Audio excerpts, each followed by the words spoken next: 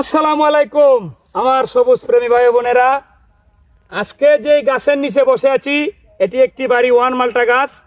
এই গাছের নিচে বসার কারণ হলো রাস্তা দিয়ে যাচ্ছিলাম, হঠাৎ আমার চোখে পড়লো এই যে উঁচু নিচু জায়গায় যারা মাল্টা গাছ রোপণ করবেন বা যে কোনো গাছ রোপণ করবেন পানি নিষ্কাশনের একটা ব্যবস্থা করে দিতে হয়।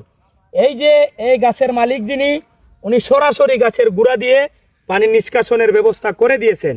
আপনারা এভাবে করবেন না, তার কারণ হলো এভাবে যদি সরাসরি গাছের গুঁড়া দিয়ে পানি নিষ্কাশন হয়, গাছের গুঁড়ায় যে খাবারগুলা থাকে সেই খাবারগুলা ধুয়ে চলে যাবে। আপনারা কি করবেন, এখানে বাঁধ রেখে ওই অন্য পাশ দিয়ে ঘুরিয়ে এই দিক দিকে পানি নিষ্কাশনের ব্যবস্থা যদি করে দেন, আর সামান্য পানি যদি এখানে আটকেও থাকে পানিটা আস্তে আস্তে মাটি শোষণ করে খেয়ে ফেলবে এবং আপনার গাছের গোড়ায় যে খাবার দিয়েছেন সেই খাবারটি জায়গায় থাকবে। সবাই ভালো থাকবেন, সুস্থ থাকবেন। আল্লাহ হাফেজ।